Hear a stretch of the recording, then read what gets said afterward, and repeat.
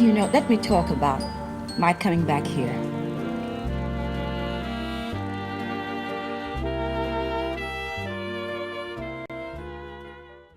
In an era where African Americans faced immense barriers, Josephine Baker defied the odds, not just with her talent, but by transforming her success into a weapon for change.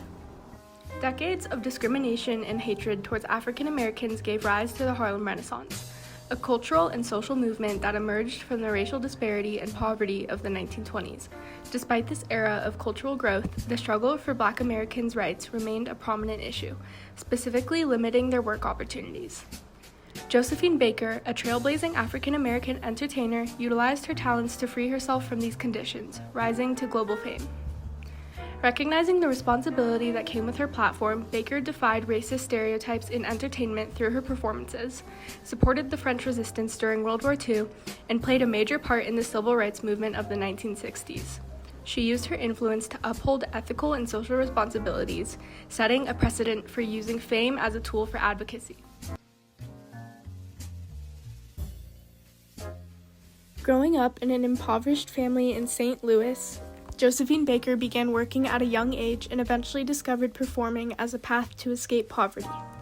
At just 15 years old, she joined a dance troupe called the Dixie Steppers and moved to New York as the Harlem Renaissance was blossoming.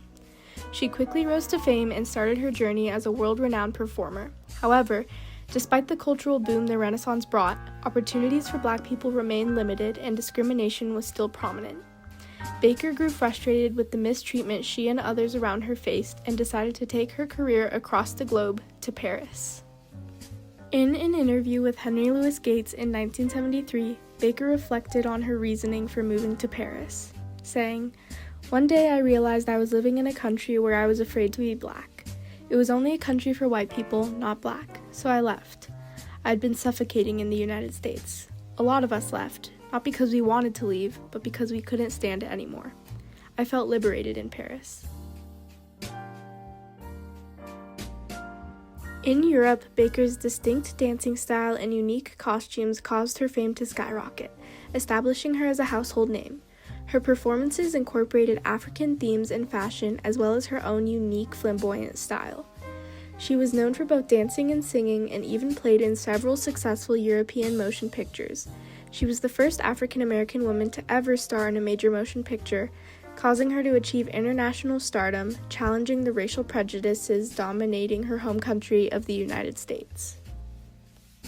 Audiences were captivated by Baker, with André Levinson, a prominent French critic, describing Baker's dancing as embodying wild splendor and magnificent animality, capturing the frenzy of African eros. In 1926, she donned her famous banana skirt for a performance at Folies Bergère's La Folie du Jour, a performance that mocked the white perceptions of Black culture. Her costume, made of nothing more than 16 rubber bananas, pearls, and jewels, exaggerated common African stereotypes such as being hypersexual and barbaric, forcing audiences to confront their own biases towards Black identity. Performances embodied a responsibility to change the stereotypes that limited Black people's rights and representation in media and culture. Despite her European fame, Baker still faced unfair criticism in America. Her 1936 New York performance of the Banana Dance became infamous, and despite her status as a cultural icon, she was subject to discrimination and Jim Crow laws upon any returning to the United States. Whenever Baker would return home to America, she had to enter show halls from the service entrance, and often she would arrive at hotels to find her reservation was canceled, as stated by writer Laurent Kupferman. Because of this poor treatment from many establishments in America, Baker made the decision to return to Paris for good, but made it her responsibility to confront racial discrimination more actively moving forward. The Nazi invasion on Poland in 1939 was the start of what would become the deadliest war in history, World War II. France was captured by the Nazis in 1940, but within weeks of this, the French began to take action against them. The French resistance gathered German intelligence, spread anti-Nazi propaganda, and sabotaged German operations. Jacques Abti, a French intelligence officer trying to gather strategic information about the war, was the one who initially hired Baker as a spy. Abdi hoped that Baker could use her stardom to seduce secrets out of diplomats at Axis embassy parties without looking suspicious.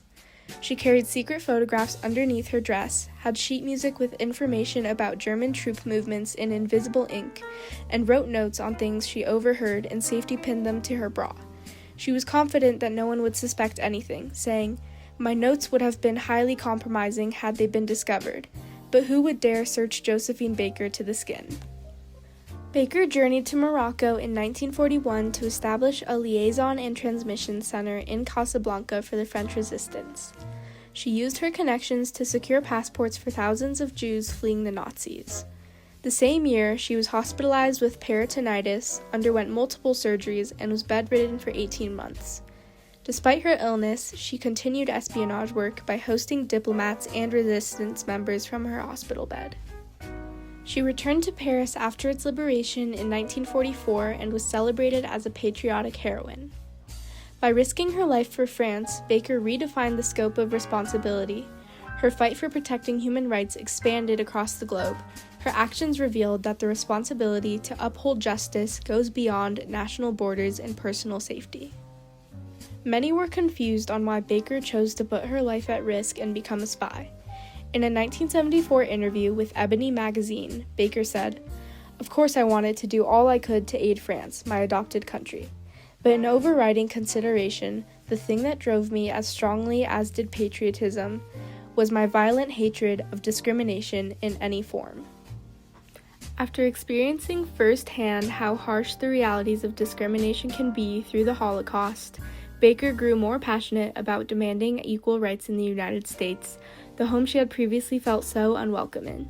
She began to travel more and more to the United States to support the civil rights movement and advocate for those who had faced similar experiences to her own. Baker refused to perform for segregated audiences and stood against unequal treatment at any venue she came to perform at. In instances where she would experience discrimination, she would be quick to file reports to the NYPD and spread word about racist treatment, once even organizing a protest against the Stork Club, a nightclub she had performed at that was spreading dangerous rumors, including that Baker and other black artists were fascist and even anti-black. Baker would oftentimes include her point of view on being a black woman and facing racism in much of her work. Her song, Si j'étais blanche, translating to If I Were White, expresses her sentiments about how white people are afforded privileges that she has never been granted and wishing she were white herself while still celebrating being black. In 1963, Baker spoke in front of her biggest audience ever at the March on Washington, a civil rights march through the country's capital demanding change on the treatment of African Americans. Baker prepared a nearly 3-minute-long speech in which she spoke about how important it was for both black and white people to unite together rather than be separated by prejudice and violence, stating, "I want you to know also how proud I am to be here today. And after so many long years of struggle fighting here and elsewhere for your rights, our rights, the rights of humanity, the rights of man, I'm glad that you have accepted me to come. I didn't ask you, I didn't have to, I just came because it was my duty. And I'm going to say again, you are on the eve of complete victory." Baker paved the way for future generations of black artists to succeed on their own terms. Her career demonstrated that art can be used for many purposes, such as challenging stereotypes, a tool for advocacy, as well as self-expression. She set a precedent for modern artists and inspired them to use their platforms for social change. Baker's contributions have received recognition across the world. In 2021, she became the first black woman to be inducted into the Pantheon in Paris, France's highest honor, with French President Emmanuel Macron remarking during the ceremony that Baker broke down barriers. Josephine Baker was a trailblazer for equal rights and entertainment, impacting not only the United States, but France. She understood that it was her responsibility to advocate for equality in the entertainment industry and beyond. From speaking at the March on Washington to refusing unequal treatment from white-owned establishments, Baker paved the way for so many black and female entertainers to come after her.